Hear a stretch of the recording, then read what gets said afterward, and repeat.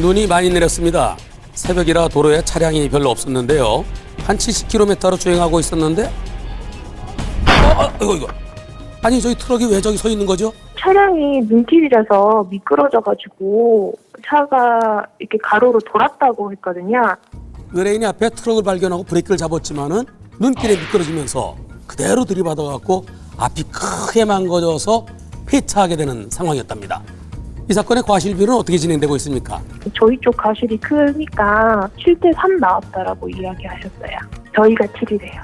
만일 고속도로에서 이런 사고가 있었다 그러면 먼저 사고 나서 서 있던 차 그러면서 뒤에 삼각대나 또는 불꽃 신호를 하지 않은 앞차의 잘못을 더 크게 봐서 앞차의 잘못 50 내지 60%로 봅니다.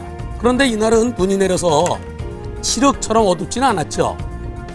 눈 때문에 조금은 보인다는 점을 감안한다 그러면 고속도로 사고일 때 앞차 40 내지 50 뒤에서 감속하지 않고 들이받은 차의 잘못을 50에서 60까지 볼 수 있을 겁니다. 그런데 이곳은 고속도로가 아니고 시속 80km로 달릴 수 있는 국도입니다. 고속도로보다는 속도가 좀 낮으니까 과실 비율이 앞에 사고 난 차의 과실을 조금 낮춰볼 수 있습니다. 약 한 10% 정도? 그러면 앞에 사고 나서 방치돼 있던 차의 잘못 30 내지 40 뒤에서 들이받은 의뢰인의 잘못 60 내지 70%로 보입니다. 미끄러운 도로에서는 속도를 줄여야 되죠. 눈이 조금 내렸을 때 20% 감속하도록 되어 있습니다. 눈이 2cm 이상 쌓였을 때 50% 이하로 감속해야 되는데요. 시속 81대 40으로 감속해서 되는 것은 아니고 상황에 따라서는 20 또는 그 밑으로 내려가야 될 때도 있죠. 강원도 원주 소방서를 찾았습니다. 안녕하십니까.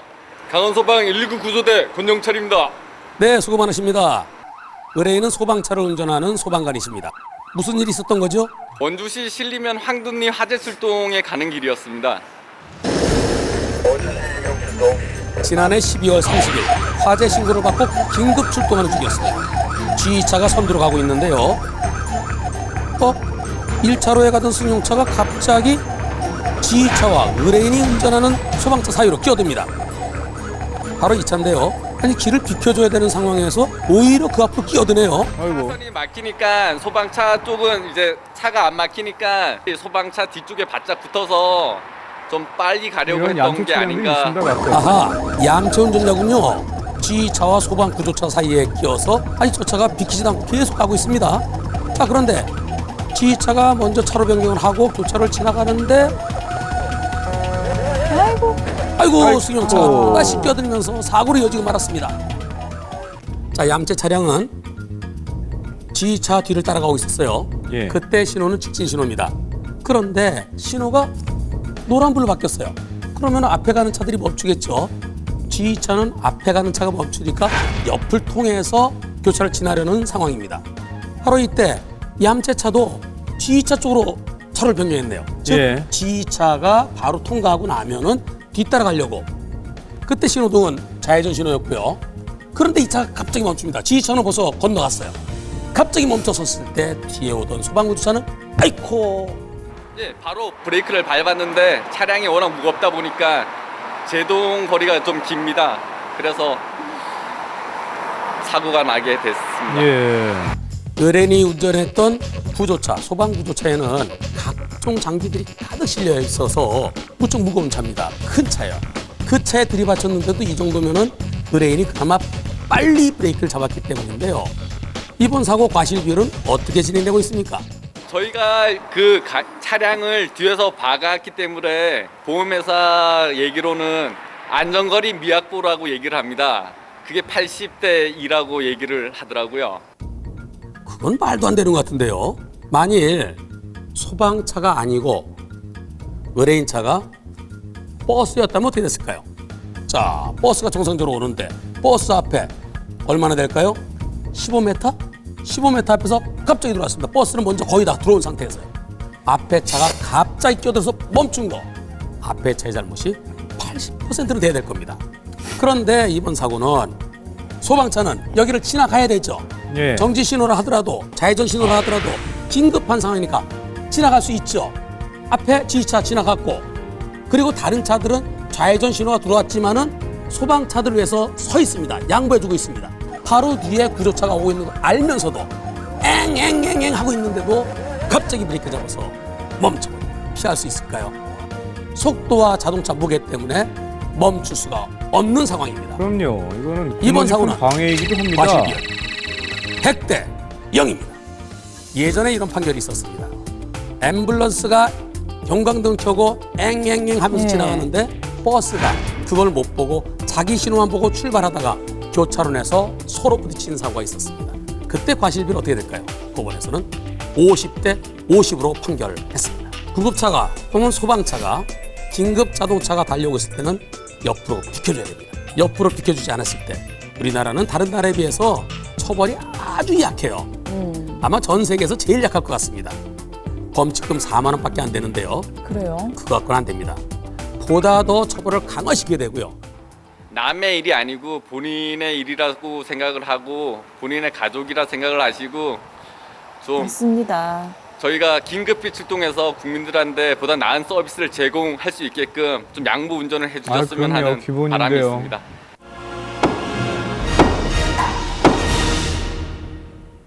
A씨는 회사 동료들과 함께 점심 식사를 마치고 사무실로 돌아가는 길이었습니다. 그런데 앞에 지하철 공사 때문에 인도가 막혀 있었습니다.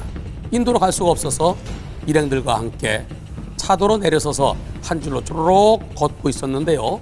바로 그때 3차로에 버스가 오고 있었습니다.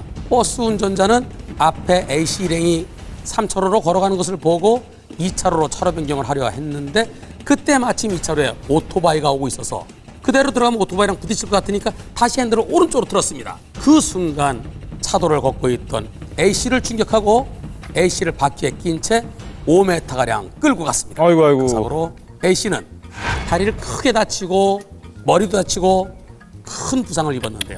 그 사고에 대해 A씨는 버스의 보험사와 그곳 인도를 막아놓고 공사를 하던 그 건설사를 상대로 손해배상 청구 소송을 걸었습니다. 버스 측과 건설회사 측은 인도가 막혀 있으면은 내렸을 때 조심해서 갔어야지 본인이 잘못한 거니까 무단횡단과 비슷하다라고 하면서 피해자가 실이 크다고 주장을 했고요. 피해자는 난 원래 인도를 걷고 있었다. 근데 막혀 있었는데 나보고 어쩌란 얘기냐. 어쩔 수 없이 차도로 내려선 거니까 난 잘못이 없다. 라고 주장을 했습니다. 법원에서는 어떻게 판결했을까요? 인도가 막혀 있으면 다른 곳으로 갈 데가 있는지 없는지 찾아봐야 되고 부득이 차도로 내려서게 된다 그러면 뒤쪽에서 오는 차들이 있나 없나 안전할 때 내려섰어야 되는 거 아니냐. 그렇지 않고 막혀 있다는 이유로 바로 내려서 걸은 거. 그 점에 대해서는 본인이 조심하지 못했다. 따라서 A씨에게 10% 잘못이 있고 버스와 건설회사가 90% 책임을 지라고 판결했습니다. 그 사고에서 버스의 보험사가 먼저 다 손해배상을 해줬는데요. 나중에는 버스의 보험사가 왜 거기 길을 막아놨느냐? 니네 건설회사 때문에 사고 난 거 아니냐? 라고 다시 부상금 청구를 하게 되겠죠. 그럴 때 과실비는 어떻게 될까요? 인도를 막아놔서 보행자들이 차도로 내려서게 한 거. 그 점에 대해서는 건설사, 지방자치체에게 일부 책임이 있다. 즉 앞을 잘 살피지 못한 버스 측의 잘못이 80, 인도를 막아놓은 지자체와 건설회사가 20이라는 판결이 몇 개 있습니다. 여러분들 보도를 걷다가 막혀 있는 경우 그때 바로 내려서면 안 되겠죠. 예. 차도로 내렸을 때는 주변에 오고 가는 차들을 반드시 살펴야만 되겠습니다. 운전하면서 제가 잘못 봤나 이런 생각 들 정도로 멍한 상태로 한 20-30초간 그대 있었는 것 같았습니다. 뭘 뭘 아니, 보셨는데요? 귀신이라도 본 건가요? 새벽 출근길이었습니다. 차들이 없어서 속도를 좀 내서 지하차도를 지나고 있는데 저게 뭐죠? 오. 아하! 어우, 역주행 차량이 빠르게 달려온 거군요. 뒤에 차들도 그리고 걱정되네요. 피하려다가 중심을 잃고 중앙분리대를 부딪히고 말았습니다. 아이고. 놀라셨겠어요. 역주행차 운전자 뭐라고 그러던가요? 가버렸습니다. 아니 그냥 가버렸다고요? 예. 이번 사고로 의뢰인 차는 크게 망가져서 수리비가 500만 원 정도 나왔다고 합니다. 이 차 수리비 어떻게 처리했습니까? 지금 자차로 차량 수리를 하고 있습니다. 변호사님, 그 역주행 차량 그 운전자가 잡힌다면 그 사람의 그 처벌이 어떻게 되며 저와의 과실 비율은 어떻게 되는지 궁금합니다. 이번 사고는 의뢰인이 역주행해 놓은 차를 발견하고 1초도 채 안 돼서 이렇게 지나치게 되고요. 그리고 바로 사고로 이어집니다. 피할 수 없었던 사고인데 겨우 피했죠. 비접촉입니다. 보험사는 비접촉이면은 60대 40 또는 70대 30을 얘기하는데 부딪혔을 때 100대 0이면 부딪히지 않았을 때도 100대 0입니다. 한편 역주행 사고는 중앙선 침범하고 똑같습니다. 11대 중과실이죠. 사람 다친 것에 대해서는 11대 중과실에 해당돼서 형사처벌 받아야 되고요. 게다가 이 차가 사고를 알고도 그냥 갔다 그러면 뺑소니로 더 무겁게 처벌됩니다. 지금 이 차를 찾기 위해서 경찰에서 수사 중에 있는데요. CCTV가 여기저기 있지 않겠습니까? 조만간에 이 차를 찾게 될 겁니다.